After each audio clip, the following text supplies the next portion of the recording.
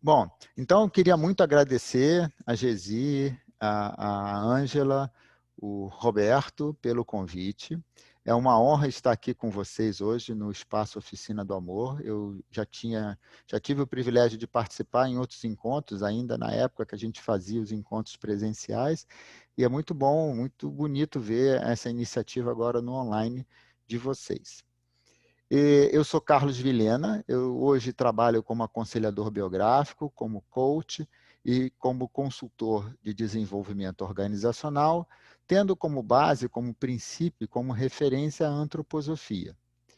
Todas essas iniciativas estão hoje na minha vida graças à inserção da antroposofia nessa jornada que eu venho fazendo nos últimos 15 anos, num caminho de autoconhecimento e autodesenvolvimento, que eu escolhi fazer com base na antroposofia.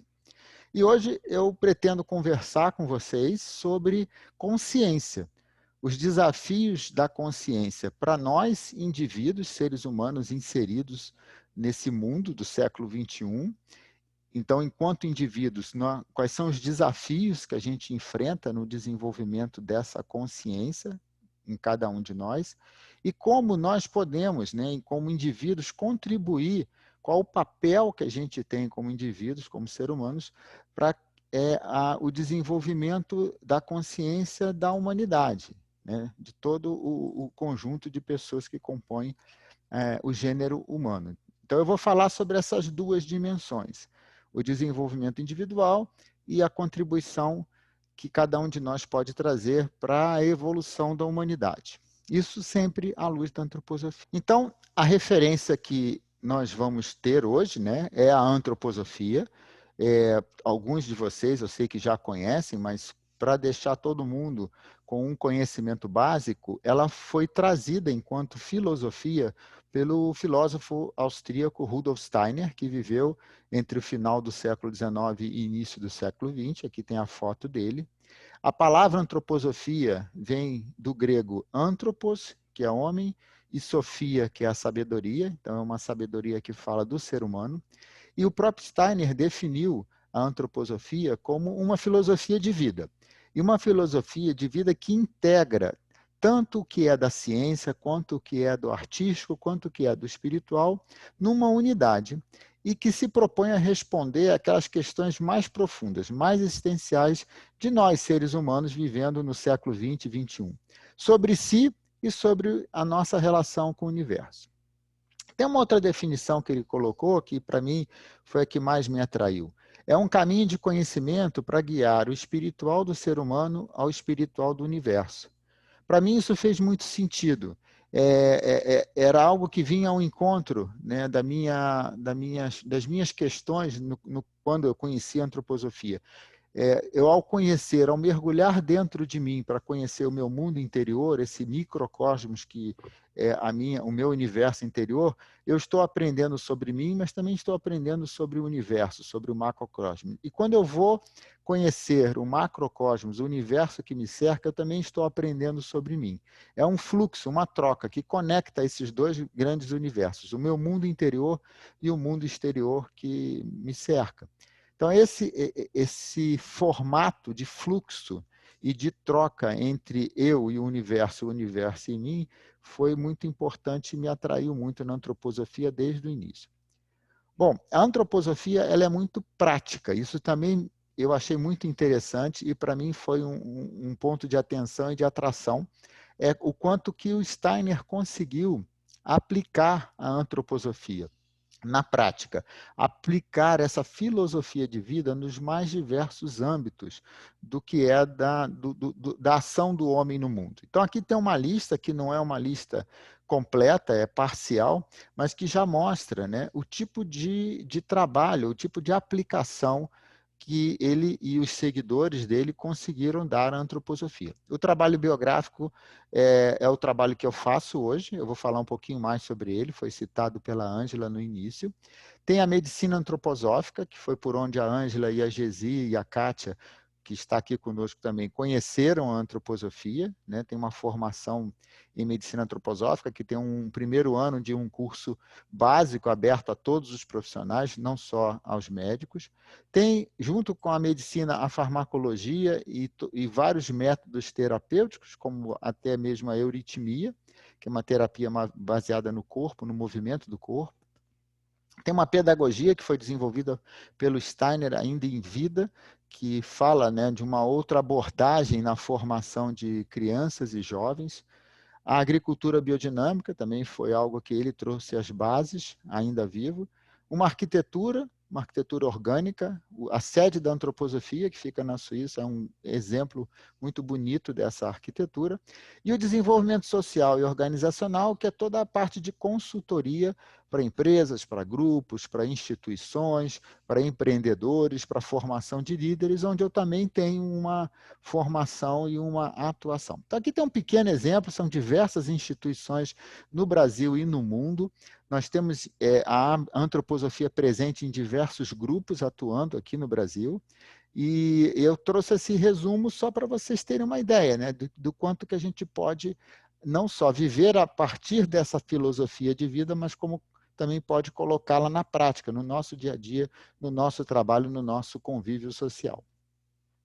Bom, então, entrando um pouco mais no assunto, eu queria trazer para vocês, né, uma reflexão sobre o que a gente está enfrentando hoje, enquanto seres humanos do século XXI. Né?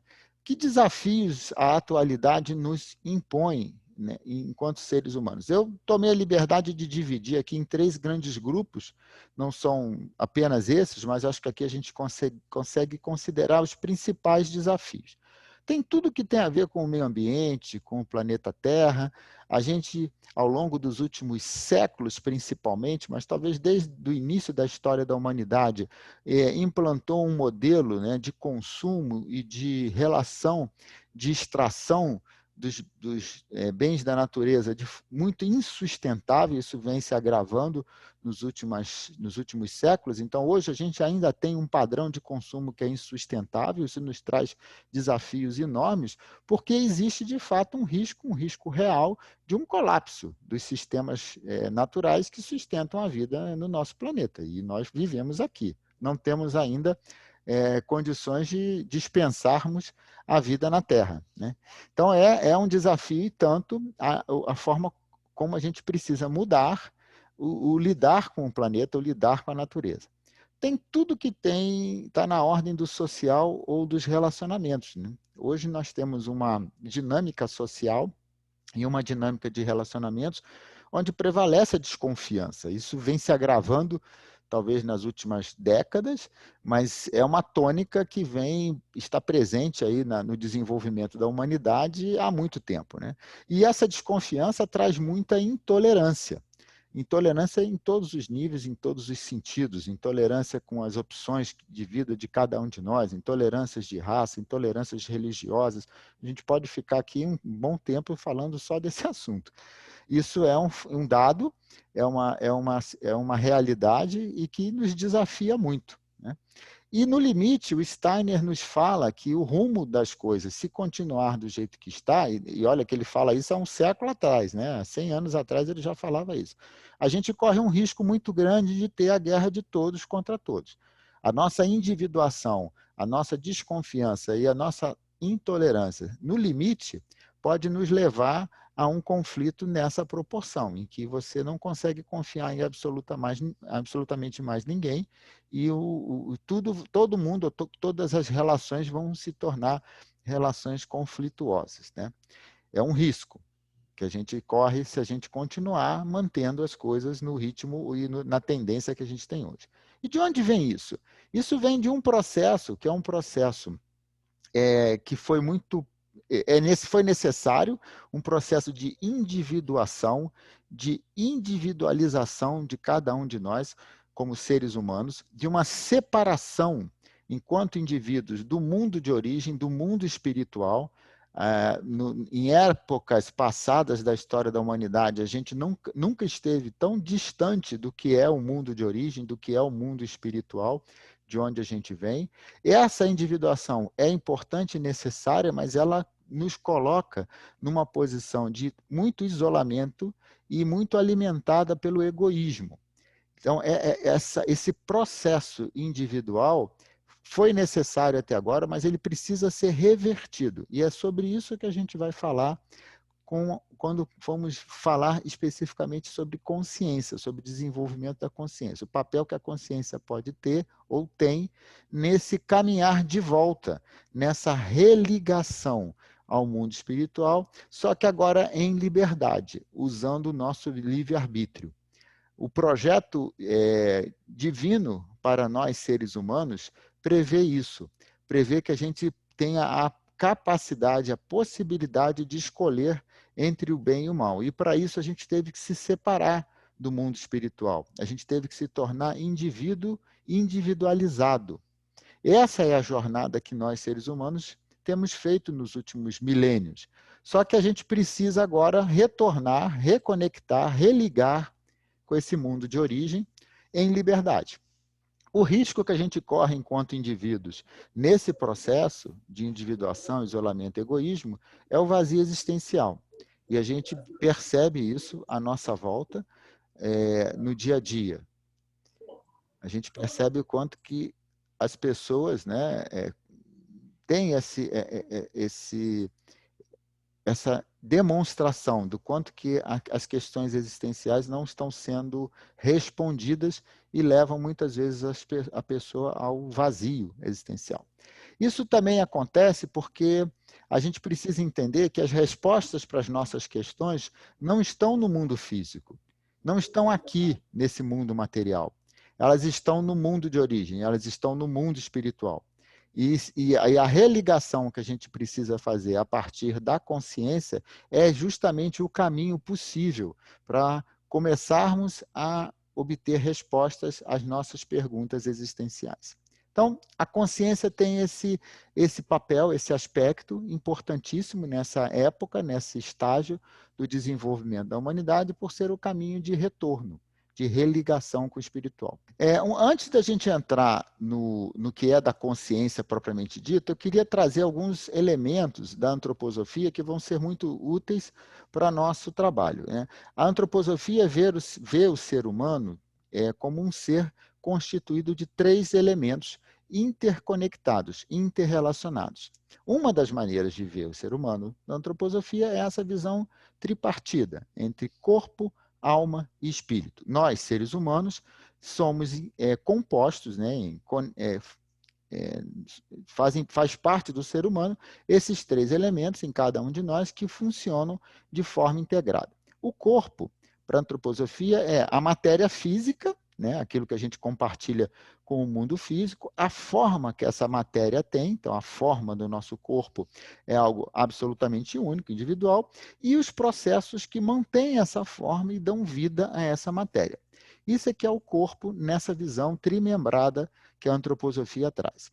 Na alma está a nossa consciência, está aquilo que nos identifica e que nos faz nos perceber enquanto indivíduo, enquanto ser. Tá? Então, a nossa consciência está na nossa alma. Lá estão também os nossos valores, os princípios e tudo aquilo que norteia o meu jeito de ser, o jeito de ser de cada um de nós. Mas também estão as minhas sombras, também estão aquelas características minhas que às vezes nem eu mesmo reconheço, mas que tomam conta e que me levam às vezes a fazer coisas que eu não gostaria ou que eu acho que não são minhas. São minhas, sim, são partes do meu ser, mas que eu não gosto. Então, isso mora na minha alma, junto com os meus valores. E já dá para começar a perceber o conflito, né, e o duelo que muitas vezes a gente tem dentro da própria alma entre essas 2 forças. Né? Na nossa alma também tem 3 características, 3 qualidades que nos tornam, né, enquanto seres humanos, absolutamente únicos na face da Terra, né, que caracterizam o reino humano, que é o nosso jeito de pensar, sentir e querer, ou agir. Somente nós, enquanto animais na face da Terra, temos a autoconsciência, temos essa capacidade de sentir o mundo e de pautar as nossas ações a partir nossos sentimentos, e temos a capacidade de agir no mundo com plena consciência. Então, o pensar, sentir, querer do ser humano é único. Os animais têm, principalmente os animais superiores, têm elementos muito parecidos, mas eles não têm a autonomia, a autoconsciência que nós temos. Então, o nosso pensar, sentir e querer é uma qualidade são qualidades da nossa alma absolutamente únicos e que nos tornam o reino humano, dentro dos reinos da Terra.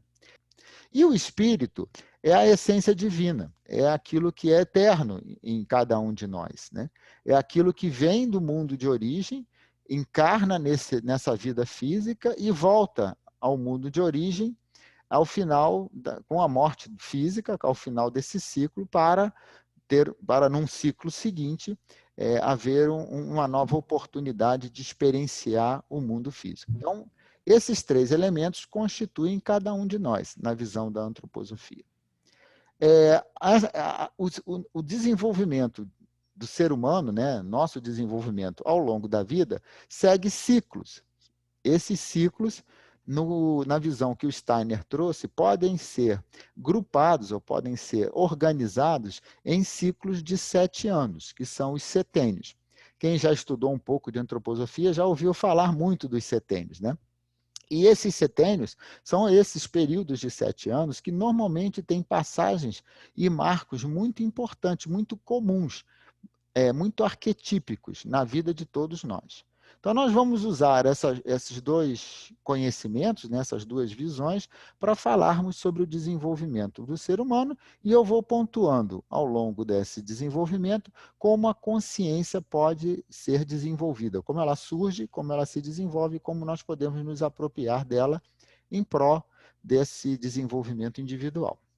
Bom, então uma maneira da gente esquematizar o desenvolvimento de cada um de nós é num gráfico. Aqui tem uma parte do gráfico em que a gente olha aqui na horizontal, né, nesse eixo, o tempo, a idade, né, numa cronologia sequencial, agrupando períodos de 3 setênios. Então, os 3 primeiros setênios estão aqui de 0 a 21, de 21 a 42, mais 3 setênios, e assim vai, né? Períodos de 7 anos que estão aqui grupados em 3. Se a gente olhar o desenvolvimento daquele corpo, a gente pode dizer que tem uma curva mais ou menos como essa azul, que é a curva biológica, a curva do corpo. O corpo cresce e se desenvolve muito nos 3 primeiros setênios. Se a gente comparar o corpo de um rapaz ou de uma moça com o que eles foram quando bebê, as mudanças e as transformações foram impressionantes, né? O crescimento e as transformações são muito grandes nessa primeira fase da vida.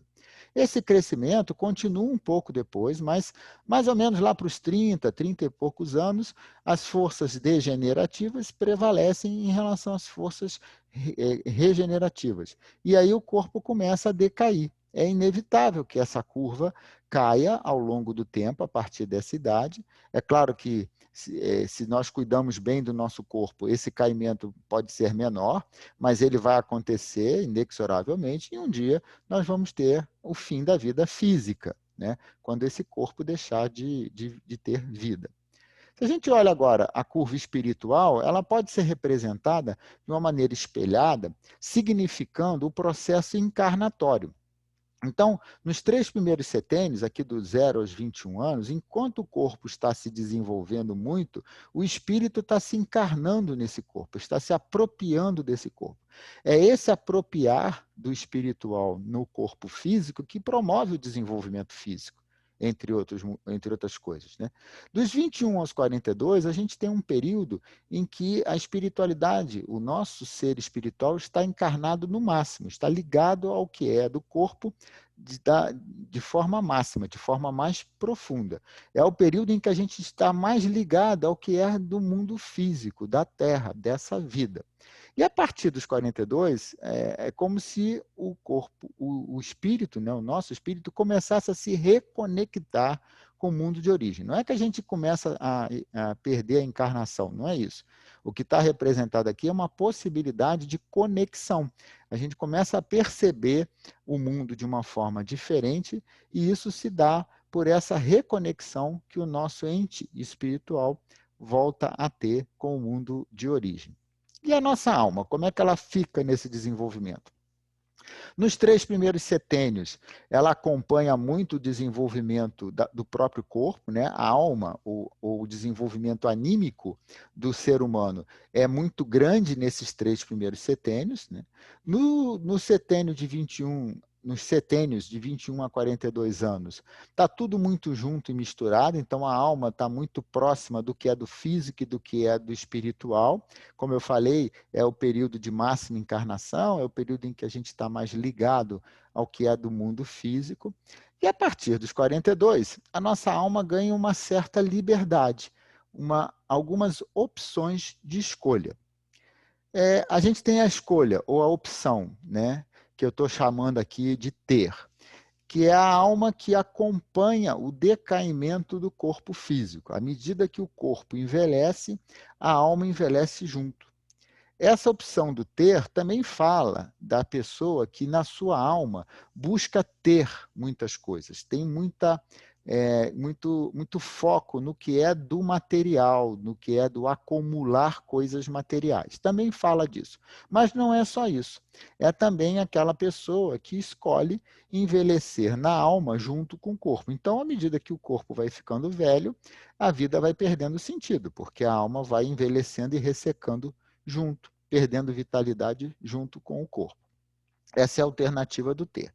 A alternativa do manter é quando a gente escolhe manter o pique, né, o ritmo de vida que a gente teve até os 40 e poucos anos. Muito trabalho, muita energia, fazendo muitas coisas conquistando, ou buscando, lutando por conquistar muitas coisas, só que o corpo não aguenta mais, o corpo não tem mais a vitalidade que tinha antes, e essa opção do manter desgasta muito esse corpo, né? E se a gente não prestar atenção, alguma doença vai fazer o favor de nos dar o freio de arrumação.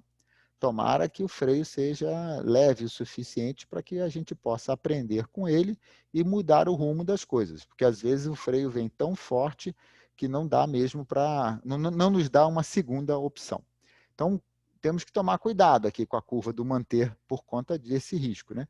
O que a gente deveria, então, almejar ou perseguir é a curva do ser, é a opção do ser, que fala da alma que busca acompanhar essa reconexão com o mundo de origem, acompanhar essa conexão com o mundo espiritual. Essa é a rota da ampliação da consciência, essa é a rota da sabedoria, essa é a rota que vai permitir que nós, nessa fase mais madura da vida, doemos mais para o mundo, mais do que recebemos do mundo. Se a gente pensar o quanto que o mundo nos dá para chegarmos adultos com 40 anos, é muita coisa, né? Em termos de recursos materiais, em termos de cuidado e de oportunidades que as pessoas nos ofereceram para chegarmos a ser o adulto por volta dos 42 anos. Então, a escolha do caminho do ser é um caminho muito bonito para que a gente comece a trocar, inverter essa conta. E, ao final da vida, ter dado mais para o mundo do que recebemos do mundo. Então, na prática, o que nós vivemos, né, a partir dessa idade aqui, dessa fase dos 40 e poucos anos? A gente está sempre entre esses 3 caminhos, né? Ora a gente vai estar mais no ter, ora a gente vai estar mais no manter, ora a gente vai estar mais no ser. Feliz daquele que percebe essas alternativas e faz a escolha que faz mais sentido para ele e que vai ao encontro das suas necessidades, da sua essência enquanto pessoa, né? Mas a gente tem as nossas sombras, a gente tem as nossas dificuldades, as nossas questões, a nossa realidade. Então, não dá para dizer que a gente vai ficar só no que é o caminho da espiritualidade. A espiritualidade é uma alternativa, que vai ser uma das que eu vou recorrer a ela sempre que eu posso. Mas muitas vezes eu vou ter que me colocar nas outras alternativas também. Bom, então se a gente olha esse grande panorama da biografia humana, a gente percebe que a vida é metamorfose. Ao longo de toda a nossa vida, ao longo de toda essa jornada, a gente está se transformando e coisas sobre nós mesmos ou dessa nossa vida são transformadas por nós ou pelo próprio contexto. Tá? Só que a maior metamorfose que acontece na nossa vida é a transformação da vitalidade que a gente tem no início da vida em consciência no final da vida. Se a gente olhar o início, né? Aqui eu trouxe a imagem de um molequinho, né? Tem muita vitalidade. A gente, enquanto bebê, enquanto criança, tem vitalidade demais. Não é à toa que a gente tem tanta energia, que a gente é tão solto, que a gente cresce tão rápido. Isso é vitalidade é a vitalidade que está funcionando. E temos pouca consciência. O bebê não tem consciência nenhuma, praticamente nenhuma. Ele vai ter consciência de quem ele é lá pelos 3 anos de idade. A gente vai ver isso um pouco mais para frente. Então, a vida começa com muita vitalidade e pouca consciência. E à medida que essa vitalidade vai diminuindo, ela vai se transformando, se metamorfoseando em consciência.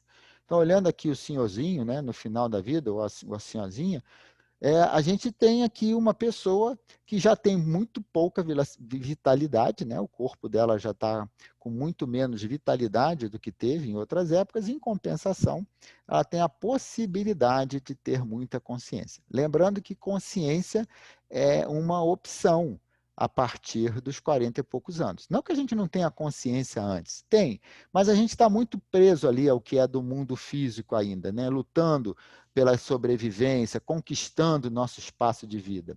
A gente, na realidade, ganha essa possibilidade de ampliar nossa consciência a partir dessa idade de 40 e poucos anos, na troca com a vitalidade. Então, alguns marcos que ilustram essa grande metamorfose que a gente tem na nossa vida. A nossa consciência, como eu falei, desperta por volta dos 3 anos. É quando a gente fala pela primeira vez eu. Eu é a única palavra que, no sentido que ela tem, ou seja, me representar, só pode ser dita por mim mesmo. Ninguém pode usar eu para representar a mim, a não ser eu. E nem sempre as línguas humanas tiveram a palavra eu. No passado, nas civilizações mais primitivas, não existia a palavra eu, porque não existia essa consciência da individualidade como nós temos hoje. Então, o despertar da consciência começa por volta dos 3 anos, quando a criança fala eu quero, e não mais fulaninha quer. Isso vai aumentando, né? A consciência vai ampliando. Por volta dos 9, a gente tem um novo despertar dessa consciência. É quando aquela infância mais inocente termina e entra já no que a gente pode dizer que é uma pré-adolescência ou uma criança um pouco mais consciente. Quando a gente faz trabalhos biográficos, é muito comum a gente encontrar relatos, né, de clientes nossos que falam, poxa, por volta dos 9 anos, as coisas mudaram, eu percebi que os meus pais passaram a me tratar de uma outra forma. Eu até desconfiei se eu realmente era filho deles. Houve uma mudança no que estava à minha volta. Muitas vezes não mudou nada. Na realidade, o que aconteceu foi que a consciência daquela pessoa, daquele ser, por volta dos 9 anos, se ampliou. E aí ele, na verdade, o que sempre foi, né? Sempre foi daquele jeito, passou a ser percebido de uma outra forma. Então, houve uma ampliação da consciência, e não exatamente uma mudança no que estava em volta. Às vezes acontecem mudanças externas também, tá? E isso leva a essa ampliação da consciência. Mas, na maioria das vezes, é a consciência que está despertando para um outro patamar. Por volta dos 12 anos, a gente tem uma outra ampliação da consciência, que muitas vezes a gente adquire hábitos e hobbies e uma outra forma de lidar com atividades fora das obrigações escolares e que dão ideia, um vislumbre do que vai ser o trabalho. Quando eu fiz o primeiro resgate da minha biografia, eu pessoalmente, durante a minha formação, eu percebi que foi aqui com 12 anos que eu passei a adquirir um hobby, né, de montar quebra-cabeças. Eu faço isso até hoje. E eu percebi que a forma como eu monto quebra-cabeças tem muito a ver com o que foi o meu trabalho como líder de pessoas, como gerente, mais para frente na minha vida profissional. Então, às vezes, a gente tem aqui, por essa ampliação da consciência, um vislumbre profissional. Com 21 anos, a gente tem mais um marco, e aí muitas vezes a gente entra numa crise chamada crise da identidade, em que eu pergunto quem eu sou. Será que eu sou esse rapaz ou essa moça que até agora recebeu dos pais, da escola, da cultura, toda essa bagagem, esses padrões, ou eu sou alguém diferente? Será que eu sou esse profissional que está estudando nessa faculdade, ou eu quero fazer uma outra coisa da minha vida? Muitos jovens, né, têm essa crise da identidade e às vezes ela é tão forte que de fato precisa botar a mochila nas costas e ir para o mundo, experimentar o mundo para descobrir quem é, né? Então, muitas vezes essa ampliação da consciência traz perguntas existenciais desse tipo, já nessa fase dos 21 anos. Com 28 é quando a gente entende que a maturidade dessa individualidade foi alcançada e, de fato, a maioridade que a gente ganha aos 21 anos, a gente só adquire ela, de fato, com 28. E é muito comum a gente ver na biografia das pessoas, com 28 anos, decisões importantes, mudanças de rumo, como se você tomasse a sua vida nas mãos. Por isso aqui a frase que marca os 28 anos. Com 42, uma nova crise. Lembra que é a fase em que a gente está ganhando aquela liberdade para escolher na nossa alma se a gente quer ficar mais ligado ao ter, ao manter, ao ser. Então, essa liberdade que a gente ganha vem com a ampliação da consciência. E essa ampliação traz perguntas bastante existenciais. Quem eu sou mesmo? Será que eu sou esse cara que tem essa posição social, que tem esse trabalho, que tem essa família, que tem esse patrimônio, que tem essa relação toda? Ou tem alguma coisa dentro de mim que eu não percebi ainda e que fala de fato da minha essência, da minha razão de ser? Então, a gente começa a sentir dentro da gente essas perguntas, porque a nossa consciência está ampliando. A vitalidade está caindo e a consciência está vindo. E aí é o desafio de você se apropriar disso, não fugir disso. Não é a hora de fugir dessas perguntas, é a hora de enfrentá-las, porque esse é o caminho da sabedoria e do aprendizado que vai ao encontro da sua razão de ser e da sua missão de vida. Se você esconde isso, se você bota isso para debaixo do tapete, se você tenta manter o ritmo da vida para não dar atenção a esse tipo de incômodo, vem aquelas outras coisas que eu já comentei antes, né? Vem as doenças, vem o vazio existencial, etc. Então, vamos prestar atenção nas perguntas que vêm da nossa alma, porque elas falam dessa ampliação de consciência. E lá na frente, com 63 anos, tem uma imagem muito bonita, né? Que a gente precisa de 9 meses para nascer e a nossa alma precisa de 9 setênios para renascer. A gente ganha uma nova liberdade. Pessoas que já passaram por essa fase, né? Que estão nessa fase da vida, mostram isso, né? O quanto que você parece que vem uma nova força, novos impulsos de fazer outras coisas ou coisas novas para o mundo e para a humanidade em liberdade. É claro que isso sempre depende das opções que nós fazemos, né? Se a gente está se prendendo no ter, no manter, ou se está buscando o ser. Bom, então, de uma maneira bem resumida, a gente pode entender que a gente gasta aí um terço, né, os 3 primeiros setênios, cuidando do desenvolvimento do corpo, esse é o foco da individualidade. A gente tem mais 3 setênios, dos 21 aos 42, para o desenvolvimento da alma, e aí sim a gente começa a partir desse final aí dos 37, 38 anos, mas principalmente a partir dos 42 anos, a ter a possibilidade do desenvolvimento espiritual, como possibilidade. Lembrando que cada vez mais, cada vez que a gente avança na nossa vida, a gente vai ganhando a liberdade de escolher o caminho que a gente quer dar a esse desenvolvimento. Então, vamos olhar com um pouco mais de detalhes esse período central da alma, porque é aqui que a consciência reside, é na nossa alma. Então, agora eu estou dando um foco, um destaque para esse período dos 21 aos 42 anos, que é o período em que a gente está no máximo da encarnação. Tá? Então, eu vou dividir o desenvolvimento da alma também em 3 etapas, 3 setênios, né? Dos 21 aos 28, dos 28 aos 35 e dos 35 aos 42. Então, no primeiro desses 3 setênios, a imagem que melhor representa o desafio de desenvolvimento da nossa alma é a imagem de um centauro. O centauro é um ser mitológico que é metade cavalo e metade homem. É um único ser que tem duas partes, né? E ele aqui, como imagem, representa justamente essa fase da nossa vida em que a gente ainda tem um lado instintivo muito forte, principalmente nas nossas emoções, nas nossas reações ao mundo. Então, é uma fase em que a gente ainda tem que lidar, e não, às vezes não consegue lidar muito bem, com esse nosso lado instintivo, com esse nosso lado meio animal. Mas também tem muita força, tem muita energia, porque o animal tem muita energia. Então, na fase do centauro, a gente vivencia muita experimentação, ou deveria vivenciar. É muito saudável para o jovem experimentar o mundo nessa fase. É com isso que ele vai descobrir quem ele é de verdade, o que ele quer para o restante da vida. É a experimentação que vai amadurecer essa individualidade para, a partir dos 28 anos, tomar a vida nas mãos. Né? Lembram do marco lá dos 28 anos? Aqui a gente aprende muito pelos sentimentos, né? A gente sente o mundo de uma maneira particularmente intensa e é muito movido pela polaridade da simpatia e da antipatia.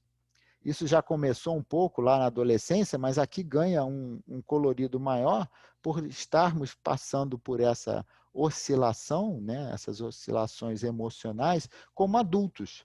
E aí, como adultos, a gente tem que aprender a lidar com isso, se apropriar disso e trazer isso para o nosso benefício. Né? Então, é uma fase de autoafirmação muito grande. A gente precisa se colocar no mundo, a gente precisa encontrar o nosso lugar no mundo e, por isso, a experimentação é um caminho, um exercício tão importante.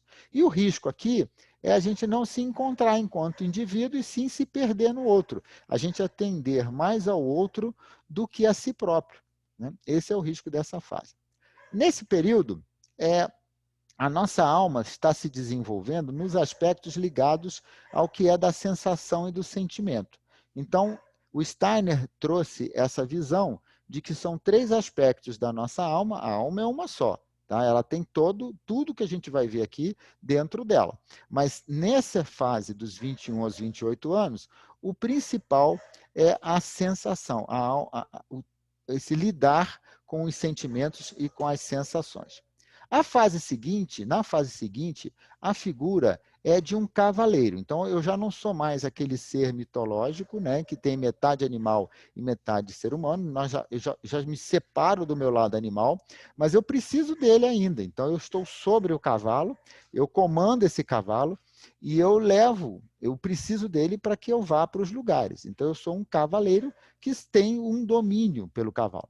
Mas de vez em quando esse cavalo toma conta, né, faz o que quer ainda. Então eu ainda tenho esse processo do movimento do animal, né, do que é instintivo em mim, funcionando, acontecendo de vez em quando, mas com muito mais autonomia do que eu tinha antes. Aqui eu estou naquele máximo da individuação, é o máximo da encarnação. Né? O raciocínio lógico, o pensar lógico racional, é o que pauta o meu aprendizado. E a gente entra num processo de buscar equilíbrio. Equilíbrio entre o que é razão e sentimento. Equilíbrio entre o que é externo e interno. Equilíbrio entre o que é masculino e feminino, que são duas forças que vivem dentro de cada um de nós. Então, essa busca do equilíbrio é a tônica desse período central, né, de 28 aos 35 anos. Ainda temos uma energia muito grande no mundo, ainda estamos buscando consolidar o nosso lugar no mundo, então por isso somos muito competitivos. E é saudável que a gente seja competitivo nessa fase da vida. Isso não tem nada de errado. A questão é o cuidado que a gente tem que tomar com o que a gente usa, como a gente usa isso, porque o risco aqui é de nos tornarmos extremamente egoístas e prepotentes, principalmente se a gente tem uma capacidade muito grande de realização. Aqui, o aspecto da alma que está sendo desenvolvido é a razão. Então, Steiner deu esse nome para esse período do desenvolvimento anímico. Alma da razão. É o foco dessa fase do nosso desenvolvimento dos 28 aos 35 anos. E a fase seguinte, a imagem que ilustra, esse período dos 35 aos 42 é do andarilho. O andarilho ele já se tornou independente do cavalo, ele já caminha por sua própria conta. Ele mantém até o cavalo do lado dele, se for o caso, porque ainda é útil para ele, né, a força que o animal tem, então essa energia do animal ainda está disponível para ele, mas ele está completamente independente, ou está se tornando, né, independente para caminhar usando as próprias pernas. Então, a imagem do andarilho representa bem essa fase, né? E nessa fase, o que a gente tem como possibilidades de desenvolvimento, a gente está chegando perto, né, do período aí dos 42 anos, que é quando a gente ganha aquela liberdade, é de desenvolver a autocrítica. Até então, muito provavelmente, a gente foi muito bom em criticar os outros, né? Até os 35 anos, por aí, eu fico lembrando da minha biografia, nossa, como eu era bom em fazer a crítica do que estava fora de mim. E aqui você começa a perceber que essa força tem que ser trazida para dentro. A autocrítica é um caminho importante de desenvolvimento nessa fase dos 35 aos 42 anos. Aqui a busca do aprendizado é pelo que é verdadeiro, pelo que é essencial. Então, a busca da essência, a busca da verdade é aquilo que pauta o meu aprendizado, o meu desenvolvimento, o meu relacionamento com o mundo. E eu estou consolidando aqui essa conquista do meu lugar no mundo. Na maioria dos casos, com 35, entre 35 e 42 anos, a gente já tem uma profissão definida, a gente já tem um lugar construído, né, no meio social, a gente já tem uma família, a gente já tem uma forma de lidar com o mundo onde a gente se reconhece e é reconhecido. Eu estou consolidando esse espaço, né? Só que logo, logo, um pouquinho mais para frente, às vezes até ainda dentro desse período, eu vou começar a me questionar, é isso mesmo? Sou eu? Eu sou esse cara que tem essas coisas todas ou tem algo mais que eu não estou percebendo? E esse é o risco que a gente corre aqui, é de não dar ouvidos a essas perguntas que começam a surgir e cair no vazio existencial. Então, aqui o Steiner define que o desenvolvimento da alma está muito focado no que é da consciência. Então, uma consciência capaz de nos levar à sabedoria daquela idade mais madura, ela é despertada aqui. Não que a gente não tenha consciência, a gente tem consciência desde os 3 anos de idade, ou talvez até um pouquinho antes, mas percebam que é um processo de construção, de amadurecimento, de evolução dessa consciência. E no período de 35 a 42 anos, a gente tem um marco, ou uma fase, mais dedicada a esse trabalho da consciência. Se a gente ganha consciência disso, né, a gente se habilita com um pouco mais de recursos para as etapas seguintes, que não vão ser menos desafiadoras do que essas aqui, não. Tá? Mas pelo menos a gente, com essa consciência de que estamos trabalhando a nossa consciência, a gente ganha a possibilidade de seguir esse caminho de uma maneira mais frutífica, com mais frutos. Né? Bom, lembrando, né, que esse é o período que começa com uma crise, em que a gente pergunta quem eu sou, que é a crise da identidade, e termina com uma outra crise, que é a crise da autenticidade. Quem sou eu mesmo? Que fala justamente dessas perguntas existenciais, e se a nossa consciência, que está despertando agora com a queda da vitalidade, for bem usada, a gente vai dar um rumo bom para a busca dessas respostas. Bom, então o desafio que nós enfrentamos individualmente para o desenvolvimento e para a ampliação da consciência, esse desafio tem um palco. O palco é a nossa alma. É na nossa alma que esse desafio, esse confronto, esse enfrentamento vai acontecer. E ele acontece, basicamente, entre, né, no enfrentamento entre duas grandes forças.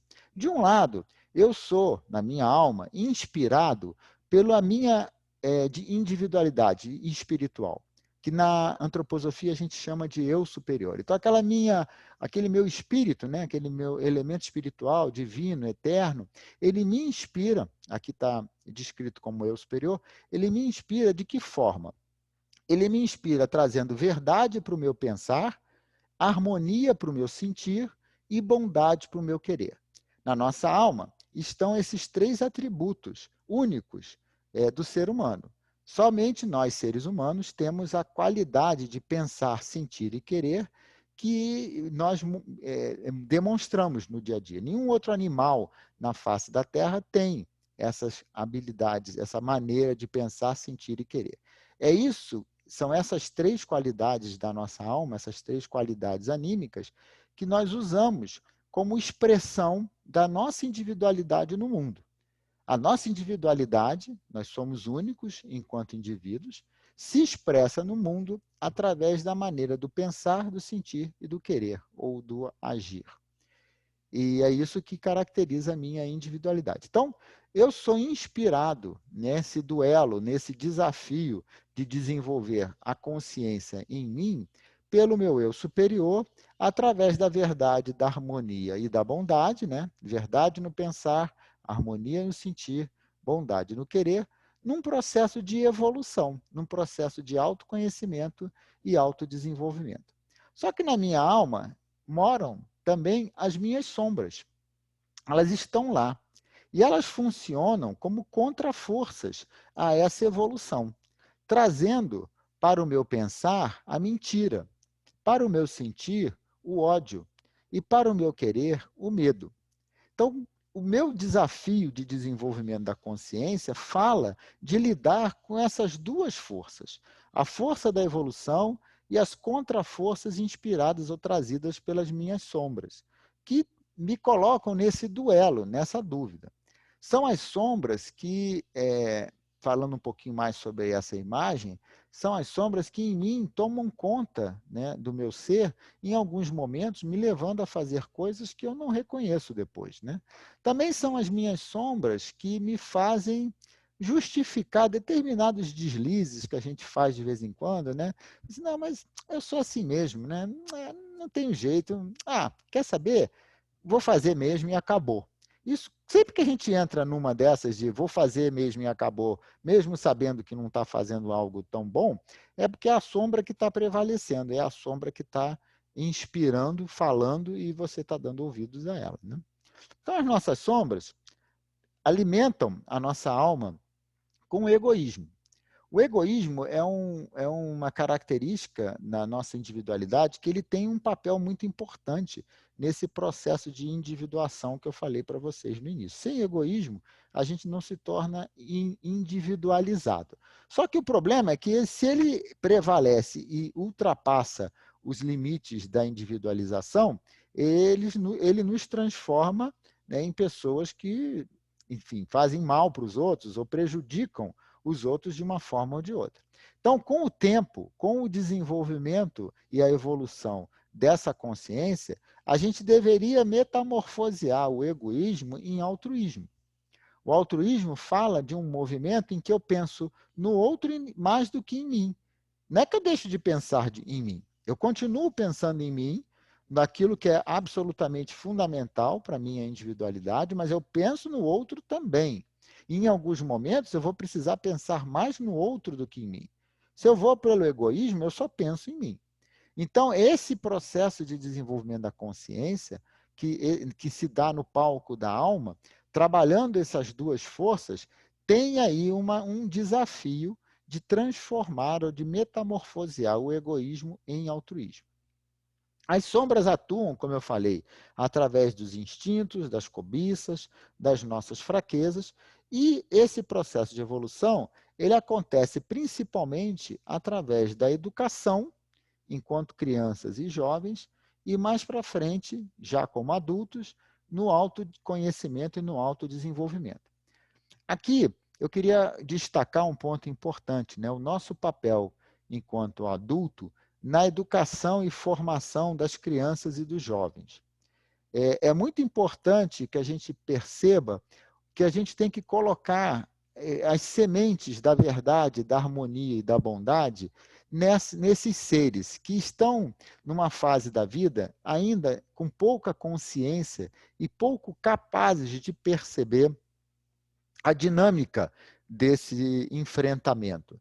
Então, enquanto adultos, nós temos um papel fundamental na formação das crianças e dos jovens, de estar levando para eles, pelo nosso exemplo, pelas nossas atitudes, pela nossa dedicação, a verdade, a harmonia e a bondade como sementes para a alma desses seres humanos que ainda são crianças e jovens. Isso vai ser muito útil, muito importante para que depois, quando adultos, eles consigam, já independentes e autônomos, né, dar sequência a esse desenvolvimento, enfrentando melhor as próprias sombras, né? E quando eu falo aí como esse papel de educação, não estou falando só de pais e educadores, mas até no trabalho, até no convívio social, quando nós adultos convivemos com pessoas mais novas, a gente tem esse papel, essa possibilidade, né, de inspirá-los com essa imagem daquilo que vai fortalecer a alma deles. Bom, e depois, como adultos, nós temos uma jornada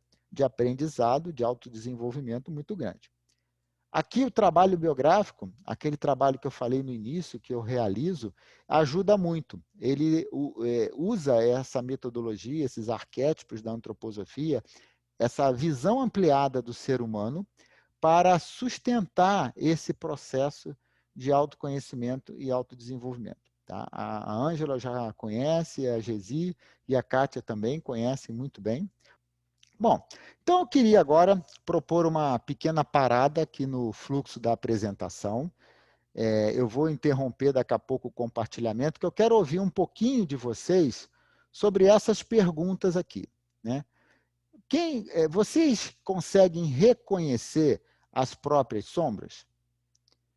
Como cada um tem lidado com a influência, ou com as influências dessas sombras ao longo da vida? E o que hoje está incomodando cada um de vocês que você gostaria de mudar? Aqui são 3 perguntas biográficas, 3 perguntas individuais. Eu vou dar 1 ou 2 minutinhos para vocês pensarem sobre isso. E, ao mesmo tempo, eu vou abrir um espaço aqui para perguntas sobre essa primeira parte da palestra. Oi, Carlos, eu sou a Alessandra, tenho uma pergunta. Pois não, Alessandra? Porque eu estou vivendo uma fase muito especial de poder acompanhar 2 filhos pequenos. Uhum. Então, está sendo muito grandioso e muito desafiador ao mesmo tempo. É muito interessante essa questão dos ciclos, né? Das fases da vida. E, assim, eu acho que é uma pergunta um pouco pessoal, mas acho que tem muito a ver com essa explicação geral que você está dando. Eu tenho um filho que acabou de fazer 8 anos, né? Então ele está, né, passando nesse primeiro setênio. E está sendo muito desafiador porque ele tem apresentado como se fosse um comportamento assim, inato de agressividade, de desejo ao mal, do dano pelo dano, sabe? Um prazer com causar dano ao outro. Uhum. Né? Então, Carlos, então, assim, me suscita essa curiosidade, né? Se acontece alguma coisa um pouco nessa fase, de dar esse... Sim. De dar esse boom, como se fosse, eu não sei, como se fosse realmente, assim, sabe, um espiral que ele tenha que passar por isso e trazer isso, uma forma de catarse, é uma forma de espelho, é uma forma de quê? Porque está sendo muito desafiador. Certo. Então, esse segundo setênio, que é o setênio que ele começou com os 7 anos, né, ele tem algumas mudanças significativas. Uma delas é aquela que eu marquei aos 9 anos, que é essa ampliação da consciência. Esses marcos, esses arquétipos, nunca são assim matemáticos, podem, dependendo da individualidade, serem um pouco antes, um pouco depois. Então, uma possibilidade é que ele esteja percebendo o mundo de uma nova forma, porque ele ampliou a consciência, e dentro da imaturidade dele, a reação dele pode estar sendo essa. Tá? A outra possibilidade é que nesse segundo setênio é quando o temperamento da gente se manifesta. E um dos temperamentos, são 4 tipos básicos, é o colérico, que traz muita ira, às vezes, muita cólera. E ele já pode estar dando algum sinal desse temperamento. Tá? Essa é uma outra possibilidade. Pode também ter acontecido algo na mudança do entorno, porque até os 7 anos ele ainda tem uma ligação muito sutil, principalmente contigo, com a mãe. Isso se rompe ali entre os 6 e 7 anos e ele entra num outro patamar de um relacionamento já em escola, com outros níveis, outros grupos, às vezes a família se amplia. Então, ele também pode estar respondendo a essa mudança externa. Agora, o que eu ia te sugerir é que você buscasse ajuda. Não deixe de buscar ajuda. Converse com alguém, converse ou com uma médica, ou com um psicólogo, ou com alguém que possa, né, te dar um acompanhamento e uma avaliação mais próxima dele, de você, né, da família e dele, porque às vezes precisa de ajuda. Dependendo do que está acontecendo com ele, a gente não sabe de que forma, né, o mundo está entrando dentro dele, ele ainda é muito novinho, então ainda absorve o mundo sem muita barreira, sem muitas barreiras, né? E pode ser que ele precise de alguma ajuda. Então, não deixe de pedir ajuda. Ajuda é sempre importante.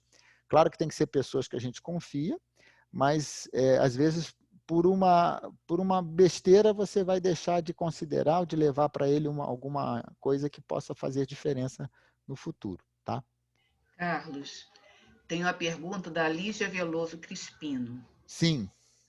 Ela pergunta: as sombras são o eu inferior? Na nomenclatura da antroposofia, o nosso eu, que é essa parcela próxima da divindade, né, do que é o nosso espírito, ele tem duas camadas, um eu inferior e um eu superior. O eu inferior não são as sombras. As sombras não são o eu inferior nessa nomenclatura da antroposofia.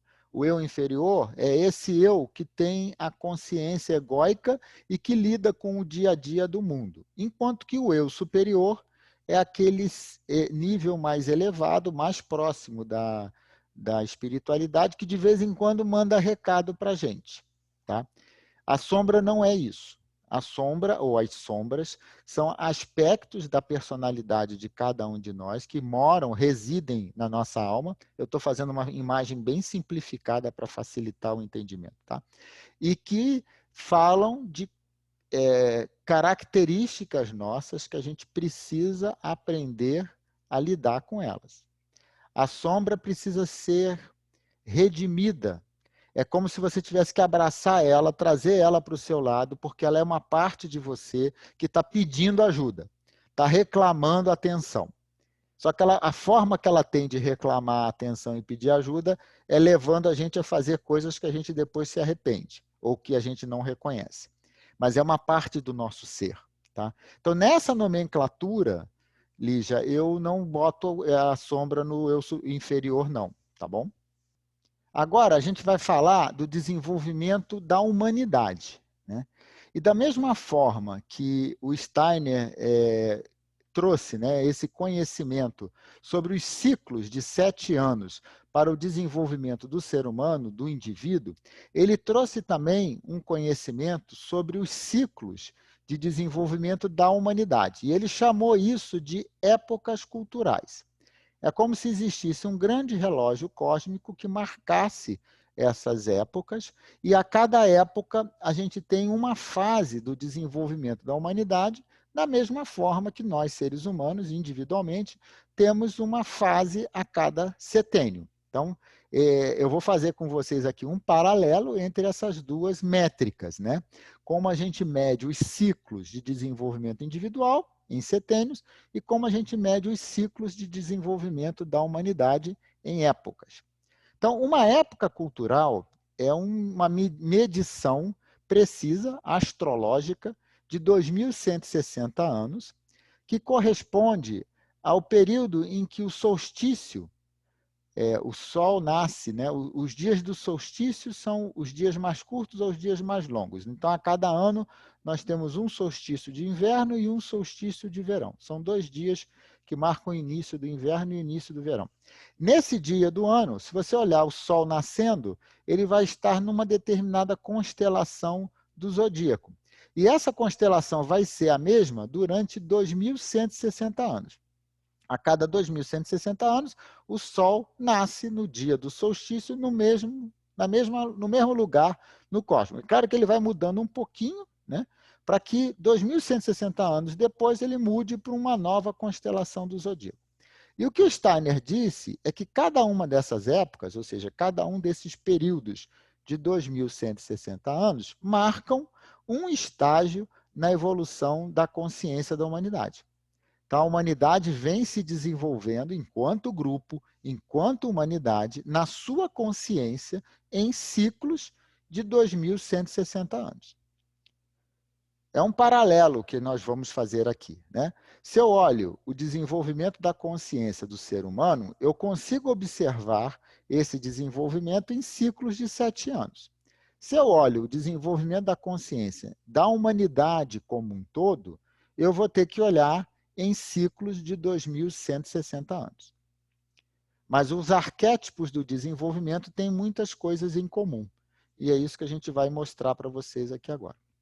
Bom, então vamos começar a contar essa história, né?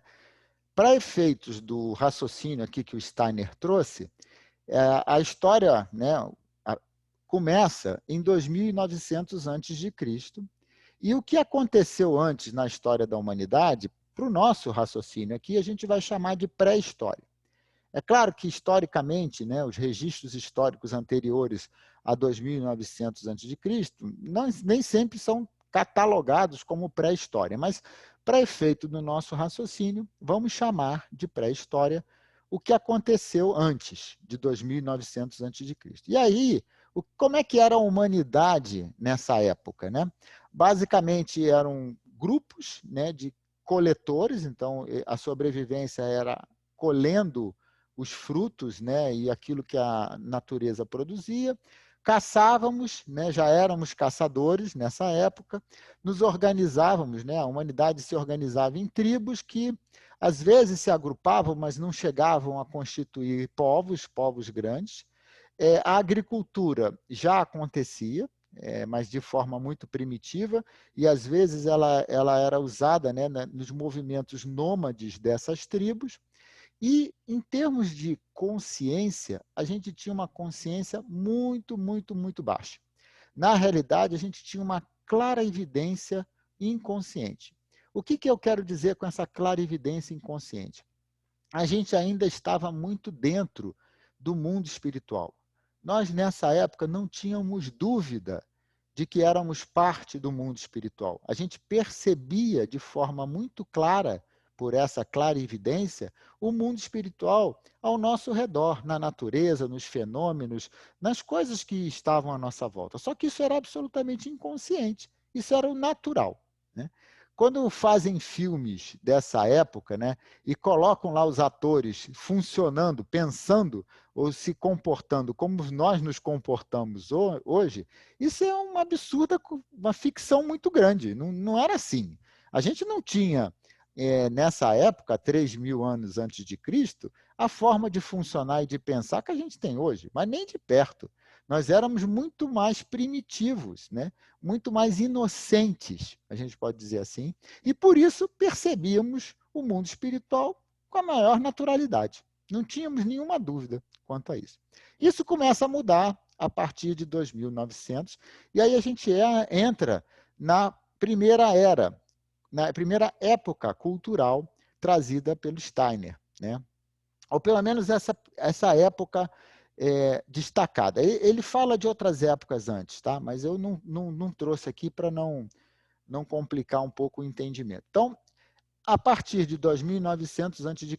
até 740 a.C., ou seja, nesse período de 2160 anos, a humanidade entra num estágio de evolução da humanidade, e essa época ele deu o nome de egípcio-babilônica, ou egípcio-caldaica.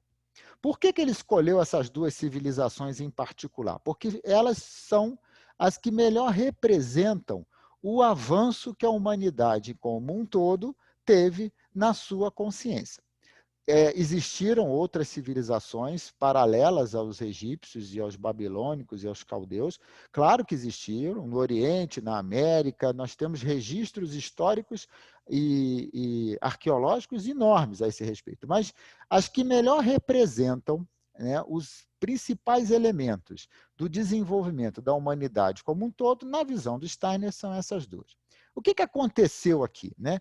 Foi aqui que a escrita e a ciência se estabeleceram pela primeira vez. Então, a invenção da escrita e os primeiros registros científicos são dessa época, né, nessas civilizações. É aqui que nós, enquanto humanidade, começamos a ter medições do tempo. A gente começa a entender que o tempo pode ser medido. Dia, mês, ano, ciclos, épocas, estações. Aqui é que começam a se formar os grandes povos. Então, o povo egípcio talvez tenha sido, de fato, o maior exemplo. Ele durou mais do que isso até. Ele durou até o início da era cristã. Então, os grandes povos, com hierarquia, com papéis e responsabilidades, com definição de níveis sociais, acontece e nasce nesse período, né?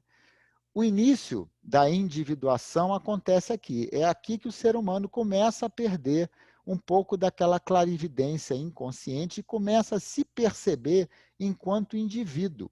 Ele começa a sentir o mundo e ver que ele está um pouco afastado desse mundo de alguma forma. Mas o mundo material ainda estava inserido no espiritual. Ele ainda sentia o espiritual por trás dos fenômenos da natureza. E essa percepção se dava muito pelos sentidos. Então, essas foram as principais características que o Steiner registrou para esse período, para essa época cultural que vai de 2900 a 740 anos antes de Cristo.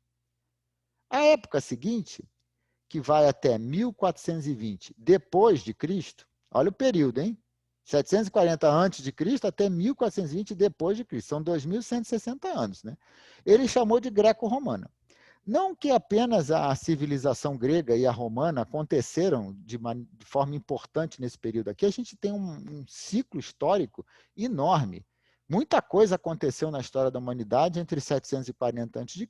e 1420 depois de Cristo. Mas, de fato, o que nasceu na civilização grega e romana para representar esse estágio de evolução da humanidade foi o mais significativo. Até hoje, a nossa civilização, né, em qualquer lugar da Terra, tem influência muito grande do que foi construído na época grega e romana. E o que foi isso, né?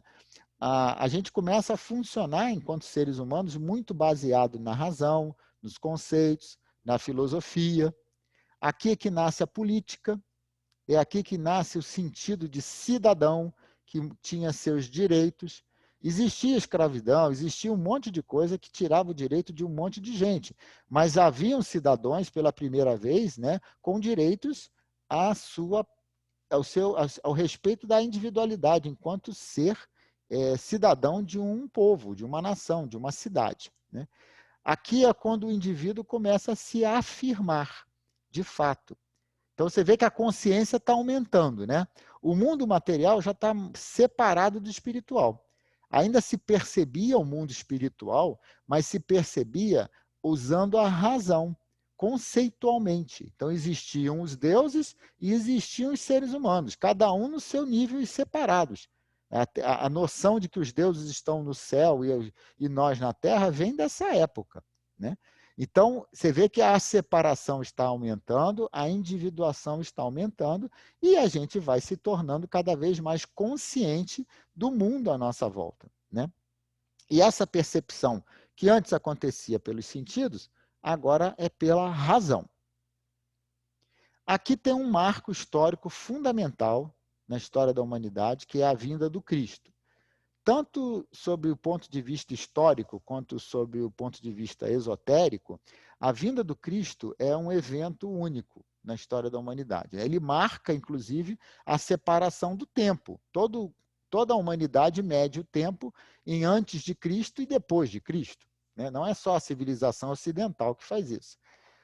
Então, o Cristo tem um papel fundamental na história da humanidade e, sob o ponto de vista da antroposofia, a importância do evento da vinda do Cristo se dá porque esse processo de individuação esse processo de separação do mundo espiritual estava acontecendo de uma maneira que colocava em risco o plano cósmico, o plano maior de desenvolvimento da humanidade. É como se a gente estivesse indo um pouco rápido demais nesse processo de separação e individuação. E aí o Cristo vem para dar uma alternativa ao caminho de volta. Ele coloca as sementes daquilo que hoje a gente percebe que é o caminho de volta em liberdade. Tá? Isso aconteceu há 2000 anos atrás. Isso é um conteúdo riquíssimo, vastíssimo, está aqui marcado só para a gente trazer a importância desse evento.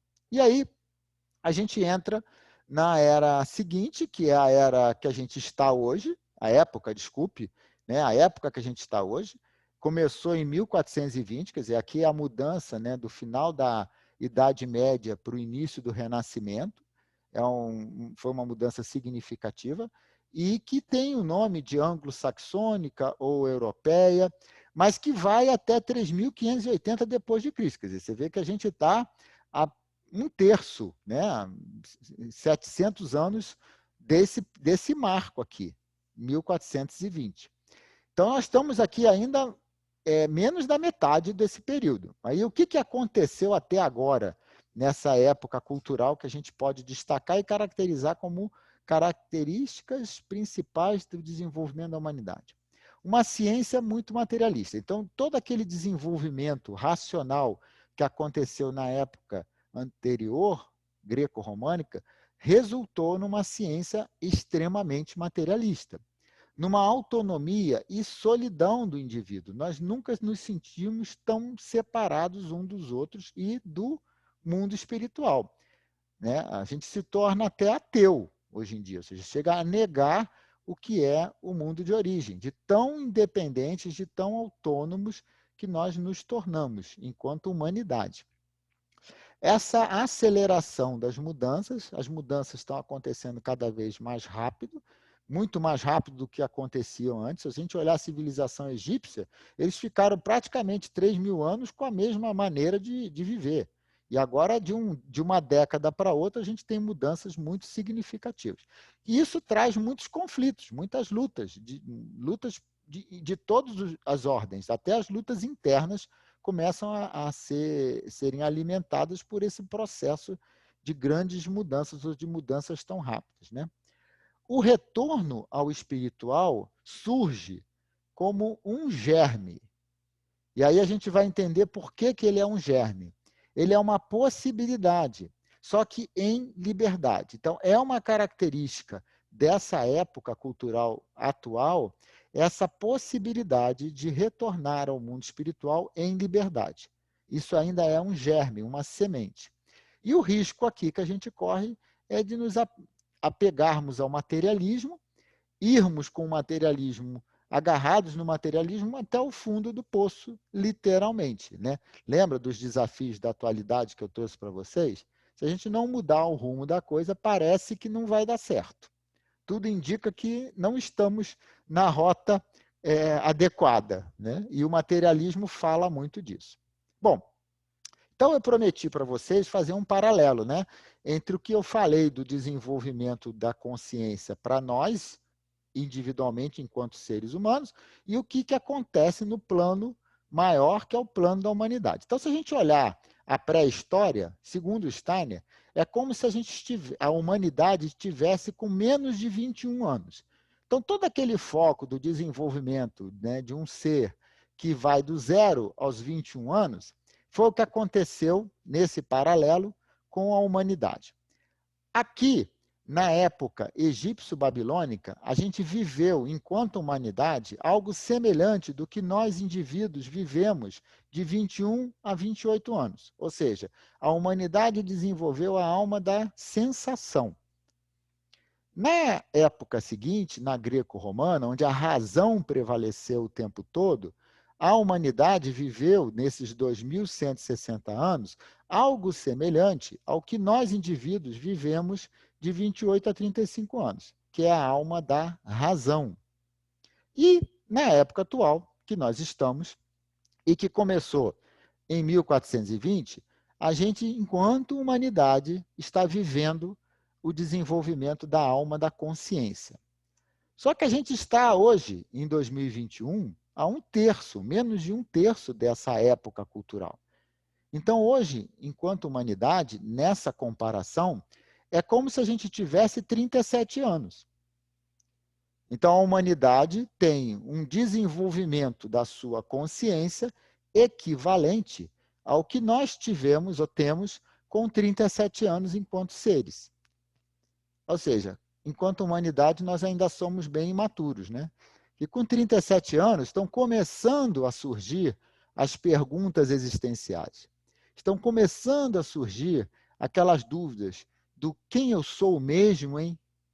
Lembra da crise que vai dar lá com os 40, 42 anos? Essa crise, essas perguntas nascem por volta dos 37 anos. Então, enquanto humanidade, a gente está começando uma jornada de possibilidades de, em liberdade, retornar ao mundo de origem. Por isso que eu marquei aqui como um germe, uma semente. É claro que tem pessoas e indivíduos que a gente percebe que estão muito à frente nesse processo. A gente percebe que tem pessoas que já parecem ser muito maduras, já parecem ter uma maturidade, inclusive espiritual, muito grande. E sempre foi assim. Ao longo de toda a história, sempre existiram os grandes iniciados, aqueles que vinham justamente inspirar a humanidade, ou a maioria das pessoas, nesse caminho de desenvolvimento. Mas, no todo, na média, a humanidade vem evoluindo ao longo das épocas, adquirindo cada vez mais uma consciência, e hoje tem esse estágio de poder começar a trilhar o retorno em liberdade ao mundo espiritual. E temos muito pela frente, né? Temos muita história pela frente. Nessa época, a gente tem mais 1000 e tantos anos ainda de desenvolvimento da alma, da consciência, né? Então, como nós podemos, enquanto indivíduos, colaborar, contribuir para esse trabalho de desenvolver a consciência da humanidade? A gente vive em rede, a gente vive em sociedade. Então, eu vou deixar aqui 2 perguntas. Qual o papel de cada um no desenvolvimento da consciência da humanidade, na visão de vocês? E como contribuir para uma vida social mais saudável? Bom, Viviane, penso que, assim, dentro de um pouquinho que eu vivenciando, acredito que podemos contribuir um pouquinho melhor para essa sociedade.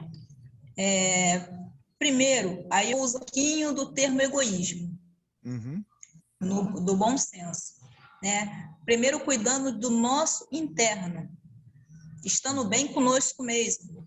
O nosso interno, ele estar bem alimentado e forte, nós conseguimos atingir de uma forma positiva o nosso entorno, com nossos atos, palavras, né? E, claro, né, eu comento isso, que nós temos que fortalecer o nosso interno, assim, não é de nós mesmos.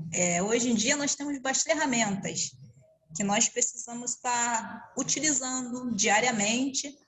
Pelo menos eu tenho buscado, né, utilizar algumas ferramentas, buscado me silenciar um pouco mais, que às vezes nós expressamos de uma forma que acaba ofendendo, né, e aí isso gera conflitos. Então, a minha sugestão é, primeiro, trabalhar o nosso interior, acalmar, silenciar, para depois nós interagirmos com o nosso entorno. É isso. Muito bom, Vivi. Obrigado. Prazer em revê-la. A Vivi... Ok, igualmente, cara. Eu tive o privilégio de trabalhar com a Vivi num trabalho biográfico que a gente fez há uns anos atrás. E eu, assim, concordo plenamente, Vivi. Talvez a principal contribuição que cada um de nós possa dar é fazer o trabalho próprio, né? Fazer o trabalho individual. Trilhar esse caminho do autoconhecimento e do autodesenvolvimento. Com isso, você está somando, porque você é parte, nós somos parte da humanidade e estamos irradiando. Porque não tem jeito, se a gente melhora, ou melhor, se a gente trabalha a nossa individualidade, a gente passa isso isso é percebido pelos outros, a gente irradia isso para os outros, nos relacionamentos mais próximos, no ambiente profissional, no ambiente social. Então, concordo muito com você, a principal contribuição é fazer o dever de casa. Na verdade, são muitos questionamentos, né? A gente tem por hábito se questionar diariamente sobre tudo aquilo que a gente pensa em fazer, e acompanhando o que você falou, nessa evolução que a gente passa em cada de 7 anos, né? Até a gente chegar a uma fase de maturidade, a gente chega às vezes a alguma conclusão que às vezes a gente não tem essa maturidade toda que a gente imagina que a gente tem. Porque basta a gente se deparar com alguma situação para a gente começar a ter dúvidas. Dúvidas que às vezes a gente tinha quando a gente era bem mais jovem, e se deparem em situações, ou sejam elas emocionais, e é óbvio que a gente para com mais, vamos dizer, com mais cuidado para olhar para aquela cena, ou para aquela situação, ou para aquele desafio, né, que a gente acaba tendo diário. Mas em muitos momentos a gente precisa, sim, fazer o que exatamente a Vivi acabou de falar. Parar primeiro, pensar, olhar, né? E se colocar no lugar do outro, até para que você consiga ter um posicionamento. Porque, como você colocou hoje, a gente está vivendo um mundo assim, onde as pessoas elas não se colocam no lugar do outro, e em muitos momentos elas acabam partindo para aquele para aquele ego extremamente exacerbado, por não perceber que aquilo que eu faço com o outro pode me atingir. Aquilo que eu deixo de fazer pelo outro também pode me atingir. Do que você trouxe, me chamou muita atenção, Lívia, e acho que complementa bem, né, a fala da Vivi, que é a gente conseguir se colocar no lugar do outro. Quer dizer, fazer o dever de casa é um estágio importante, levar isso e conseguir se colocar no lugar do outro é uma etapa que eu acho que a gente pode acrescentar, que também é muito desafiadora, né?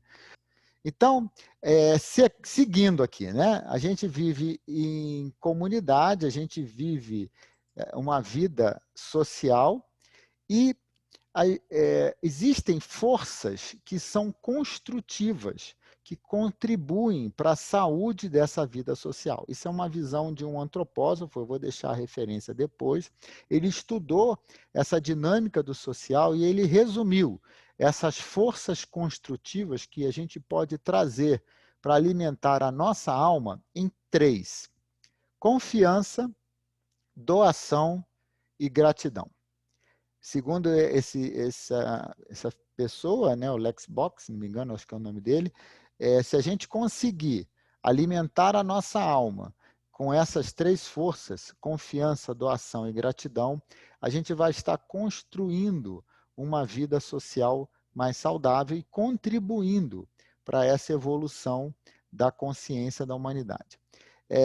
Quando eu tomei contato com isso a primeira vez, eu fiquei bastante impactado, porque a gente vive uma era de tanta desconfiança, né? E falar em confiança parece ser uma coisa assim tão distante às vezes, né? Tão difícil da gente se inspirar nessa força.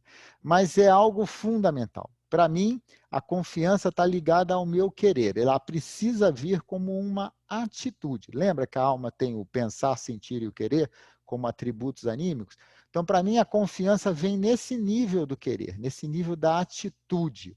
E se eu coloco essa atitude no mundo, nas minhas relações, eu inspiro os outros. E para isso acontecer, e ela ser a base dessa minha vida social, eu preciso trazer junto, carregar junto essas 3 forças complementares ou auxiliares, que é a fé, a esperança e o amor. Então, se a gente se alimenta disso, de fé, esperança e amor, a gente consegue botar confiança no mundo, confiança nas relações. Mas exige muita coragem. No mundo atual, nesse momento em que parece tudo, né, alimentar o oposto, a desconfiança, a gente tem que ser muito corajoso para dar o passo no sentido ao contrário e dizer: eu confio e por isso eu vou em frente. A partir daí, a gente deveria buscar doar para o mundo. E o doar tem que vir do coração. Por isso, para mim, ele está ligado ao sentir. A verdadeira doação, a genuína doação, a gente faz porque a gente sente que é necessário e importante. A gente não tem nenhum interesse, nenhuma expectativa, nem de ser reconhecido.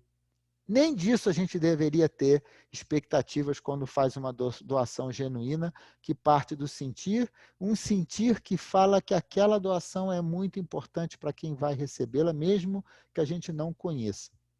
E a gente deveria sempre doar o que temos de melhor. E aqui, quando eu falo doação, eu não estou falando só do que é material. É claro que a doação material é importante em tempos de dificuldades, né, grandes como a gente está vivendo, faz muita diferença para muitos o que a gente pode doar em termos de material, mas a gente doa ou deveria doar aquilo que a gente tem de mais precioso e melhor, o nosso tempo, a nossa escuta, a nossa atenção. A gente passa pelo social, no dia a dia, por pessoas, principalmente aquelas mais vulneráveis, né, aquelas que vivem na rua, e a gente não percebe elas. Olha a doação de humanidade que a gente pode ter ao olhar, encarar uma pessoa dessa e passar para ela o reconhecimento de que eu a reconheço como ser humano. Então, a gente pode doar muitas coisas, coisas que a gente nem imagina e que vão fazer muita diferença para quem está recebendo. E a gratidão, ela para mim está ligada ao pensar. É uma questão de reconhecer que eu tenho um senso, uma obrigação moral de agradecer a vida. Agradecer tudo que a vida me deu, mesmo que a minha vida seja muito difícil, mesmo que a minha vida tenha tido muitos percalços. Quanta coisa boa que eu recebi para estar aqui onde eu estou hoje. Por mais dificuldades que eu esteja passando, ou tenha passado, eu tenho que reconhecer isso. E por isso fala da minha consciência e do meu racional. É aqui que a consciência puxa essas forças. É na gratidão. Se eu sou grato,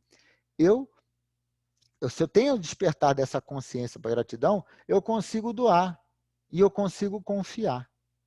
Então, a gratidão, ela sustenta a confiança e a doação. E é a confiança que leva isso para o mundo, através da postura ou da atitude de confiar. E é claro que essas coisas estão interagindo e rodando na nossa alma o tempo todo. Então, o que eu acrescento ao que a Viviane e a outra pessoa, eu não lembro o nome agora, colocou, é essa possibilidade da gente alimentar a nossa alma com essas três forças. A Lívia. Lívia, pronto, desculpe, Lívia. Então, o que eu acrescento ao que Viviane e Lívia trouxeram são essas forças que vão trazer saúde para a vida social e vão nos permitir, enquanto humanidade, trilhar esse caminho de retorno ao mundo de origem em liberdade. Bom, para terminar, então, eu deixo uma reflexão do Steiner, que fala que a nossa mais elevada tarefa deve ser a de formar seres humanos livres, que sejam capazes de, por si mesmos, encontrar propósito e direção para a sua vida. A gente faz isso a cada momento, agindo, atuando a partir dos nossos princípios, a partir da nossa jornada e irradiando isso para o mundo. Quem quiser saber um pouco mais, esses foram os livros que eu usei na pesquisa para esse conteúdo, né? Então, aqui as referências. São livros muito interessantes, né? O livro da doutora Gudrun, que é o livro básico, que está aqui na esquerda, o Tomar a Vida nas Próprias Mãos. O livro do marido dela, que fala dessa evolução para o altruísmo e em liberdade.